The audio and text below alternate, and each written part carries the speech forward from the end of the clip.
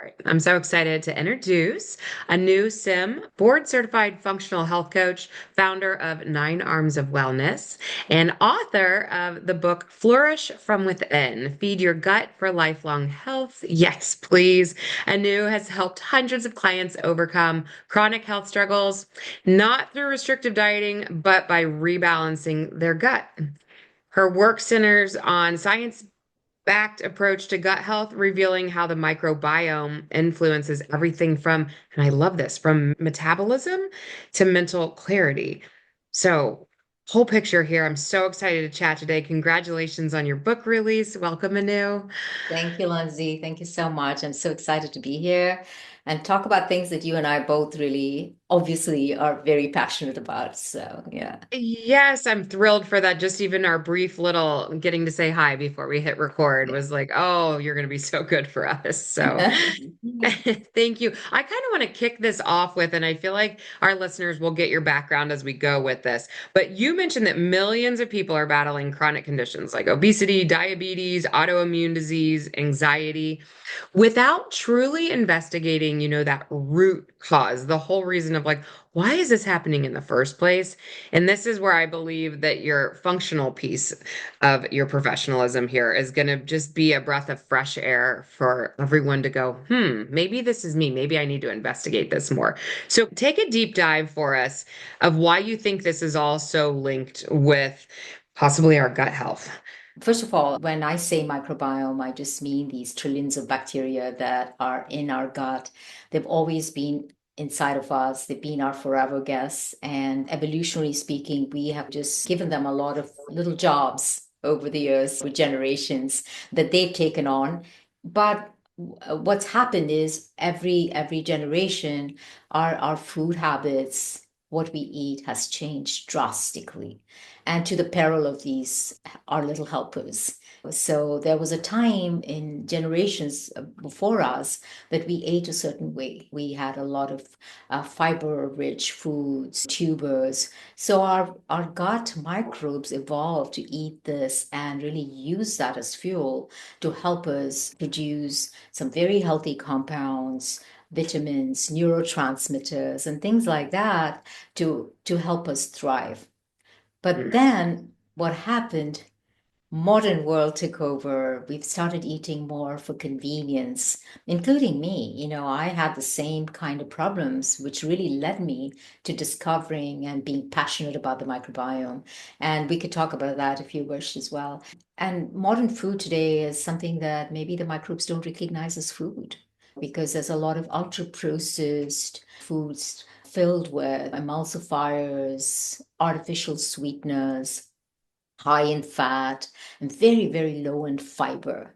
So the entire conversation begin and end with, gosh, the one thing that I wish every American would really focus on is their fiber intake. I would say that my job is done for today, because we are very fiber deprived as a nation, and it's really affecting everyone, especially as women, as we get into the peri and postmenopausal stages of our life. It's affecting every aspect. It affects your blood sugar balance. It affects your cardiovascular health. It affects your microbial health. It affects your gut health. It affects your immune system. So feeding your microbiome is crucial for not just your gut health, but your overall well-being. Thank you. That was such a good overview for a moment. And there's so many areas I want to go back and nitpick. One, in our space, we talk a lot about fiber, but more from like a cholesterol lowering standpoint. And I love that you're really going gut microbiome. I'm hearing kind of hope in this that maybe even if we feel like we've damaged our guts, that there's this path to recovery. Can you speak on that for a moment? Yeah, yeah, that's one of the most exciting things, Lindsay, about taking care of these microbes. Because they respond beautifully to changes in your diet. And research is showing us that within 24 hours, your microbial composition can switch based on the impact of dietary changes. And that is wonderful, right? I mean, there's especially this one study that I came across comparing or swapping the diets of people in South Africa, rural South Africa, with women in Pittsburgh. So the women in Pittsburgh were obviously on a very standard American diet, high in ultra-processed foods, and the rural South Africans were eating more tuber-rich, root-rich foods. They swapped it, and they noticed that the women in South Africa started having more of the pro-inflammatory responses to that switch in diet, and the ones in Pittsburgh had more of the anti-inflammatory response within a week. So Wow. and I usually tell my clients and or share little anecdotes about that because science is based on first anecdotal information, right? And then you become very curious and say, oh, does this work? Let me go deeper into the science. So I think anecdotes are important, but this particular research probably was based on, wow, fiber is really important. Let's just compare and see what happens if they switch diets. And it's fantastic that they found out that within a week, the microbes do respond to these dietary changes. So that's good news for us because if we have damaged our microbes or we have more of an imbalance in the gut or more pathogenic bacteria, it's not about going after the bad guys. I mean, I know there's a lot of talk about that. Oh, let's do a cleanse and clean out all the bad guys and just focus. I personally think that if you have more of the good guys in your army, in your arsenal, bringing that balance in the gut, it's a much easier ask of your client of long-term commitment and accountability to the journey. So I think it can be easily done. Like you said, what you said about cholesterol is spot on because one of the things that we do know is that fiber really is fantastic food as medicine for higher cholesterol numbers. So Mhm. we've also seen studies where the gut microbiome does play a role in that cholesterol transport, the bile acid mechanism, and all of that. So I would say having that high fiber is great for someone who's struggling with LDL. Maybe they have a high ApoB, maybe they have a genetic marker like LP little a. So, which by the way, we don't have a drug for that yet. Starting them on a high fiber diet is a great first step. Mhm. Oh, this is so good. I'm loving this because you're hitting something that I feel like you're taking away somebody's panic button. That when I think about gut microbiome, I think about elimination diet. And I think that's where other people's brains go. Like, we're going to have to really take out whole food groups and then, like, slowly put them back in, see where it goes. And the fact that you went straight to, let's make sure we're really adding this in. Like, if I was your client and I was coming into you complaining of brain fog and complaining of, I'm going to say, bloating, some weight stagnation, would you go straight to more of like, do you always go to let's add fiber or are you eliminating as well? That's a great question, and it totally depends on the client. So as you know, my philosophy is called Nine Arms of Wellness. So I usually ask the client, hey, where would you like to start? If you were starting today, where does your mind take you? What would you like to see happen first? And I would just present the scenario. I don't really tell a client you have to do this because it's their journey and I'm just a guide by the side. There are some people who have so many problems, so many issues, SIBO, IBS. So starting them on a high fiber diet may be not a good thing because they may not be in a stage where they could respond well to the high fiber. They may need a low FODMAP diet initially and then with time increase to medium and then a high FODMAP diet. But let's say they don't have a lot of gut issues to speak of, but they're coming in presenting with high cholesterol. They're probably struggling with weight. They're not feeling satiated with the restrictive diet that they are on. That is usually my client who comes in. They've been on restrictive diets. They have that yo-yo weight gain. Mhm. And we know from a lot of the research in the microbial space that that restricted diet is really not helping someone hold on to their lifelong weight. If you want to live at a certain weight, there's certain things that we need to focus on. And one of the things is your gut health. So this client comes in and says, I have so many allergies. I can't eat this, I can't eat that, or every time I have gluten, I feel bloated, or they say, I don't know about dairy. They're really confused about diet. But Mm, then, of course, I'm going to suggest we eliminate things for about 3 weeks,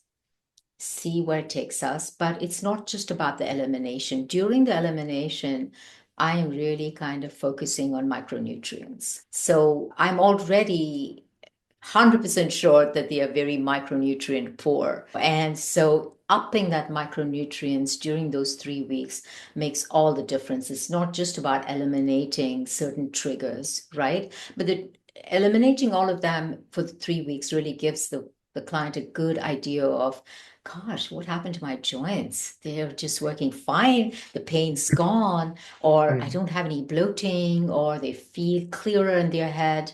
So then we know that maybe something that we took out is maybe the culprit, but we don't know which one. So adding those triggers back is as important as taking them out. mm. And a lot of, I'm sure this is true with your clients as well, will say, oh, I feel so good. I don't want to add anything back in. And I always say, listen, that's not reality. You are going to finish this 3 month or 6 month program and you will walk into life, and life is not going to be gluten free, dairy free. That you're going to be exposed to these triggers once again. What happens then? Are you going to be able to hold on to this scenario or protocol for the rest of your life? It's very likely the answer is no.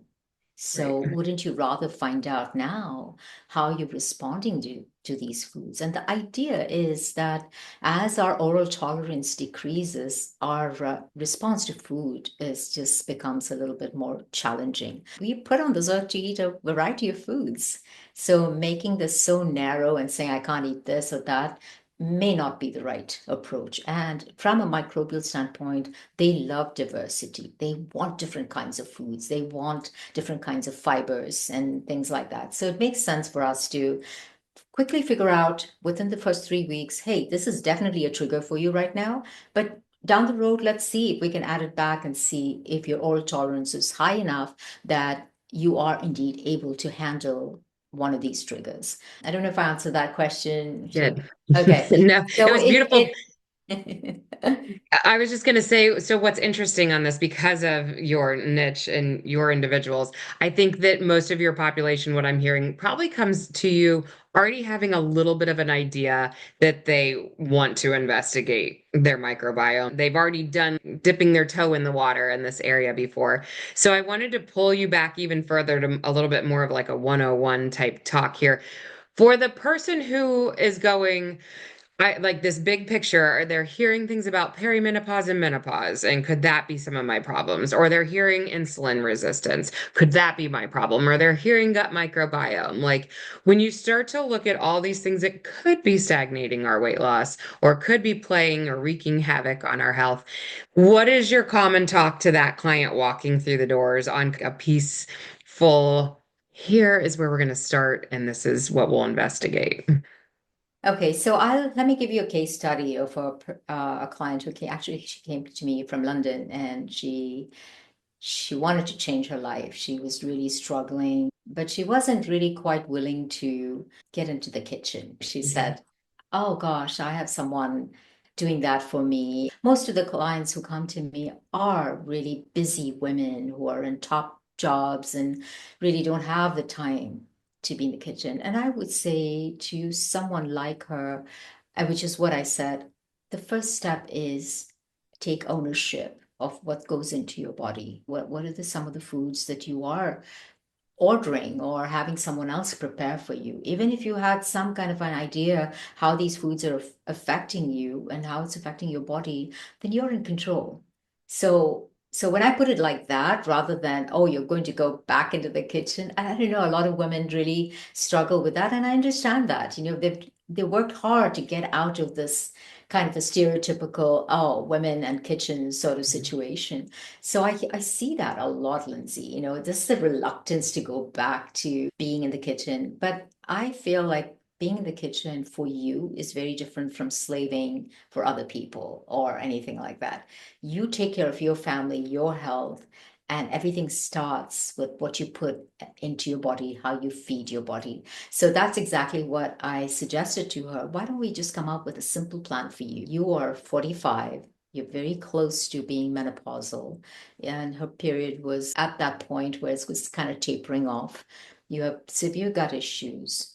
You're struggling with memory, and you've gained an incredible amount of weight, right? These were her three problems. And her stomach issues were so bad that she was super bloated and gassy, and that embarrassed the heck out of her. Mhm. So she couldn't even sit in a meeting without feeling like, oh my gosh, I'm just going to have this moment, or I have to rush to the loo, and how do I conduct my meetings? So the pain points were huge. So she was willing to look past her initial reluctance to not go into the kitchen to my suggesting to her, without you going into the kitchen and really taking stock of what's going into your body, I don't know how to help you. It's okay to hand it over to someone else, but you've got to know what you're eating. What makes you feel? What makes you thrive? What is that feeling of flourishing? And if you have to understand the food is a big part of it, because we know from a microbial standpoint, from your health perspective, that diet is the biggest, single most, it's the biggest needle mover. So if someone came to me and said, just give me a bunch of supplements, I do not work with someone like that because it's not that simple. Food is very bio-individual, and so anyway, to her credit, she took 3 months off because her pain points were huge. She wasn't thriving.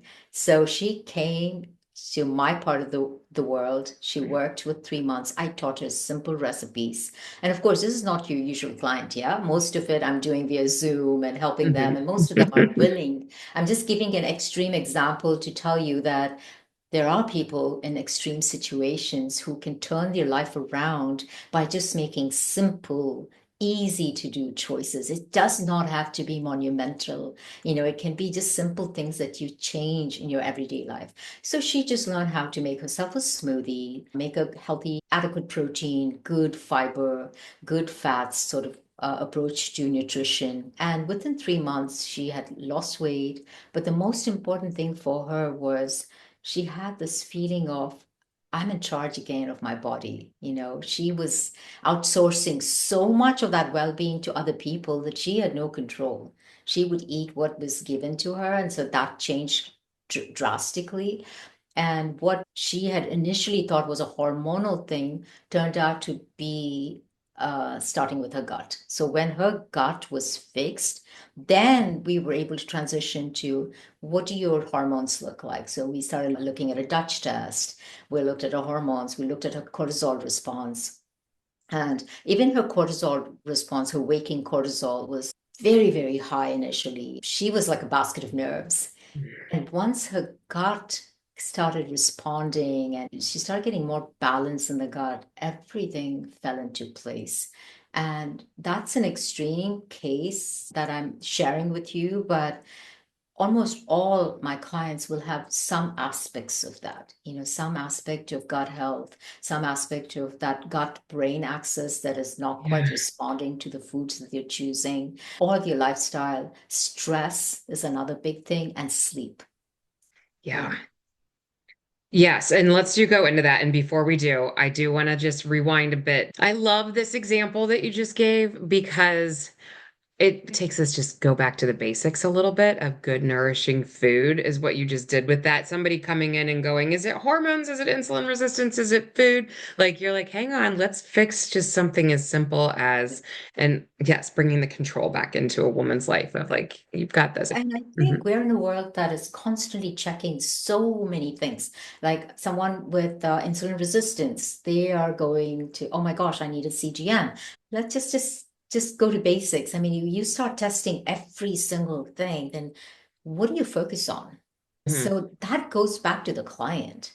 If I asked you, what does flourishing mean to you? You would have a pretty good idea which area of your life you're not quite flourishing, right? And that's where I would start. If it is something like, gosh, I have such a hard time. If I could just jump out of bed every single morning, that would be flourishing to me. If you said that, then I would dig deeper. So where's that lack of energy coming from?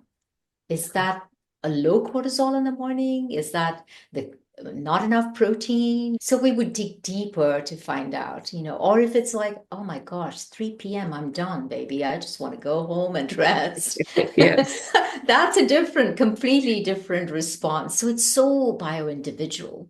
Just depends on what your idea of flourishing is, where you are. Do you feel like you're flourishing? And connecting it to body, mind, and soul. Yes, and like this all correlates strongly with you were starting to talk about stress and sleep because if we don't address those, I feel like now we're missing this other huge piece of the puzzle. So let's go back there. I know you were already starting to talk about it, but really take that deep dive on sleep and stress. Yeah.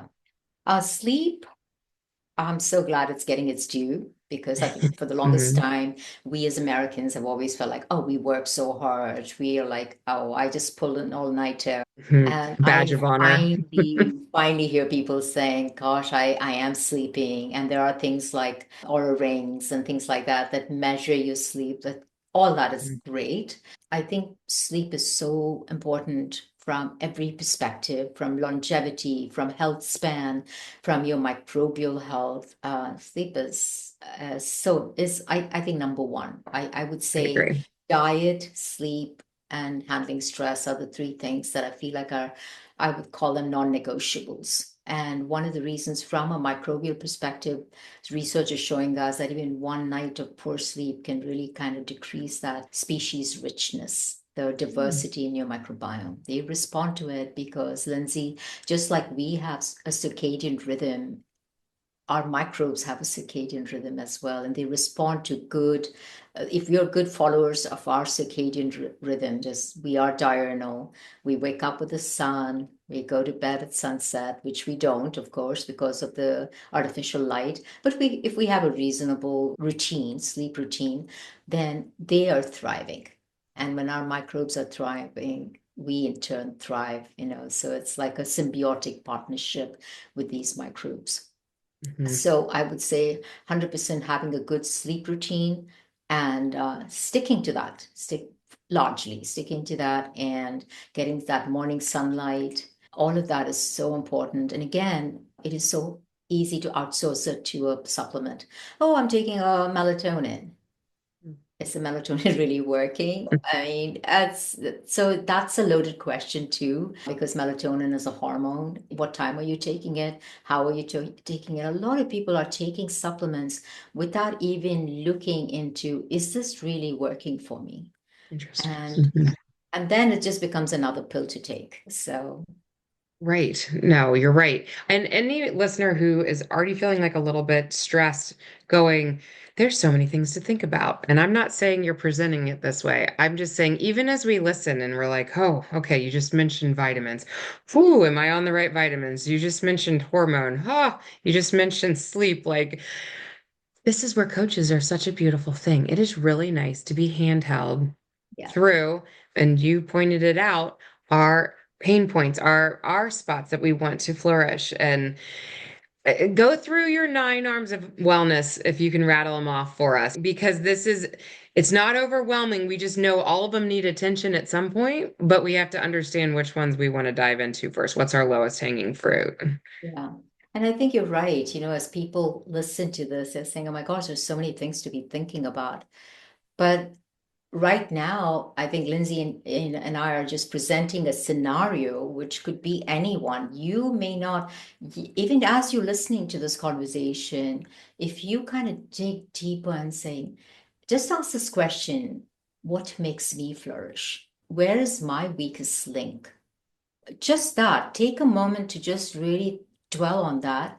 And it's, I promise you, then the answer becomes very easy because you don't have to think about every Instagram influencer who is suggesting you take this or that, or do this routine or that routine, or do this exercise or that exercise that may not even work for you.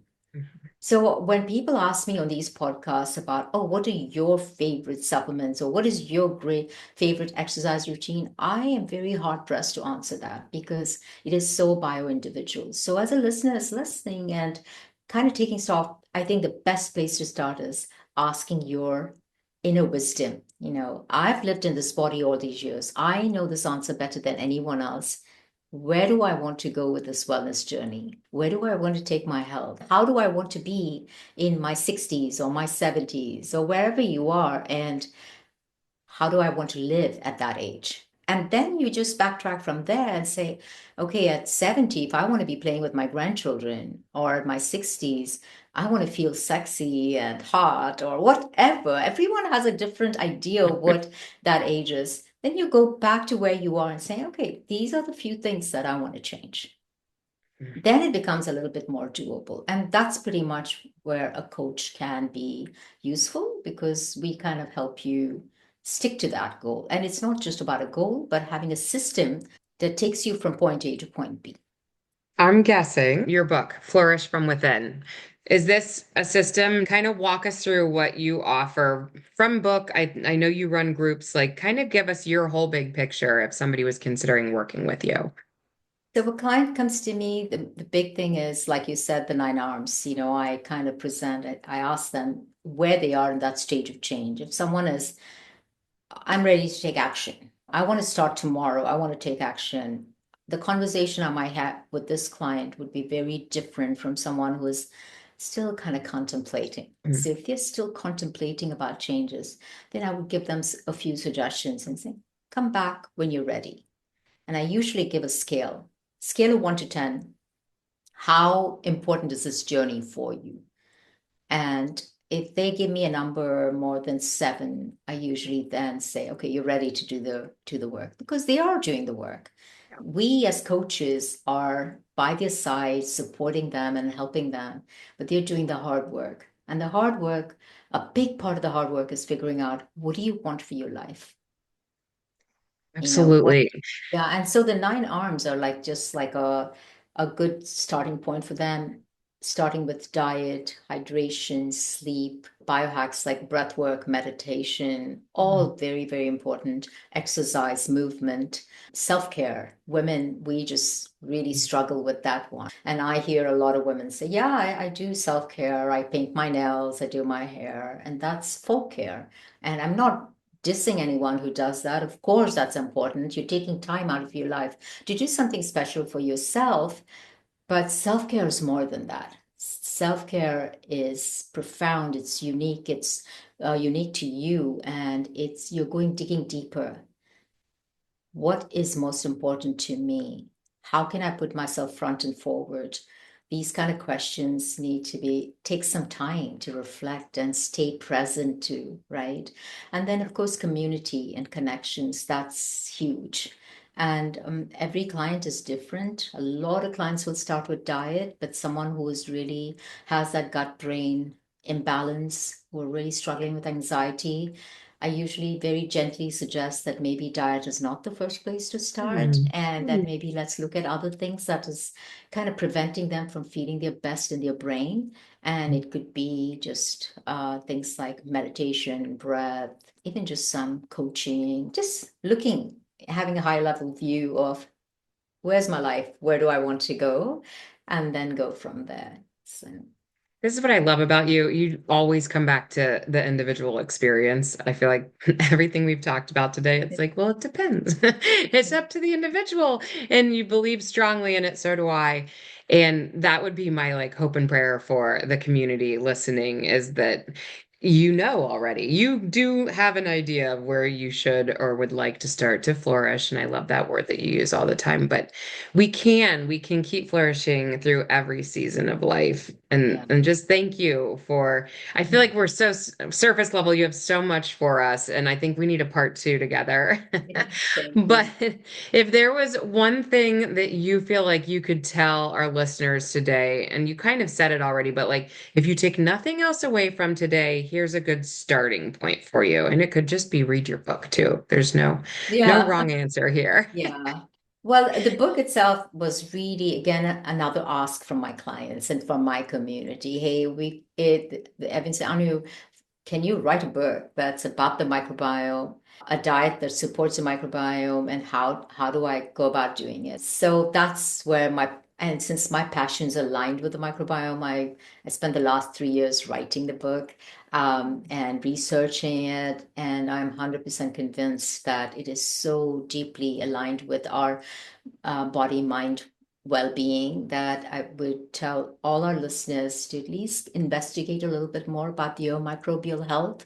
And it could be very simple as adding fiber, some fermented foods, really testing it out, seeing Yes. how these foods change how they feel, their satiety levels. Am I feeling more satiated with that increased fiber? That could be a great starting point. Adding fermented foods. Stanford did a study comparing fiber to fermented foods. They saw that microbial switch with fermented foods. And when I say fermented foods, I mean like things like kimchi or sauerkraut or kombucha, things like that. Really understanding the difference between prebiotics, probiotics, all of that. And that's where I'm hoping my book is going to be of service to people. It's a very easy to understand science. I'm hoping the first section, the middle section is about a food diet that really helps the microbes thrive. And I don't especially tell the reader what to eat for themselves or their palate because food is so social and cultural. But every culture will have something fermented, every culture will have some fiber foods. So they can pick and choose the foods that really resonates with your palate, and finally some recipes to support that. So that's what the book is about. And if a listener is interested in working with me, then the best place to reach me at my website, 9 Arms of Wellness, or my Instagram account, 9 Arms of Wellness. Fabulous. And I will put all of that in the show notes as well, in case anyone's out running or driving, can't be jotting things down. But oh, this is such, again, it's like a good little taste to just let people go start investigating and understand that there is hand holding to be done, that this doesn't have to feel overwhelming. And again, even if our listeners just go out and start adding in some extra fiber, first of all, you have to increase it a little slowly, but what do you hope to get women up to from a fiber grams standpoint? That's a great question. Again, I'm going back to what I always say, it depends on the individual. So, someone who is in menopausal, postmenopausal stage of life, I would say 30 grams and upwards is a good goal. Most of us are at 15 grams, which is very, very low. I think fiber is a nutrient that we're all lacking more than any other. People may say protein, but I think we get adequate protein. But again, that's also bio individual. If you're lifting, which I hope every postmenopausal woman is doing some form of strength training, then you do need more protein. So it really depends on where you are in the journey. But I would say, as a guideline, I would say 30 grams of fiber, 1.8 to 1 gram per kilogram of protein, and good adequate fats. And the fats Mhm. should come from polyunsaturated and monounsaturated sources like avocados, olive oil, things like that, rather than dietary fat, especially if your community is struggling with cholesterol and things like that. Right. It just sometimes feels, thank you to just listen to you. It's like that can feel simple, and simple can feel like it's not going to work. And your promise today, our promise is that this stuff does work. Sometimes we just need to go back to the basics and then have a belief system in them, and that it's that we're not getting messed up by hormones. Like, even if hormones are out of whack, even if insulin is out of whack, these simple measures will still make a huge difference for our insides, which is a really big I think deal. we all need, like James Clear, the Atomic Habits Hmm. author said, Love him. Hmm. it's great to have goals, but if you don't have systems to Yes. support it, you're not going to really, because I think most people will end up having decision fatigue. Yes. None of these things, if I suggest to you, have 40 grams of fiber per day, all that is fine and dandy for a first couple of days. day 3, your boss just says, you've got to finish this project, Lindsay. And that becomes so much more important than your 30 grams goal. And if you don't have a system to follow through on, that's forgotten. And that's for all of us. That's why having a system in place until your style of eating is supporting your body and it becomes a procedural habit, like brushing your teeth. Until that happens, we do need that support. We do need a system to help us get us there, because without that system, it's just going to be a goal that we all make, and it's hard to follow through on it. Yeah. Yes, absolutely. Thank you. Thank you for saying that. That's Mhm. so true. You are wonderful, and we are going to invite you back, get a part two out of this at some point. Thank you, Lindsay. Um, Thank you for your time and your wisdom. Thank you so much. Yeah.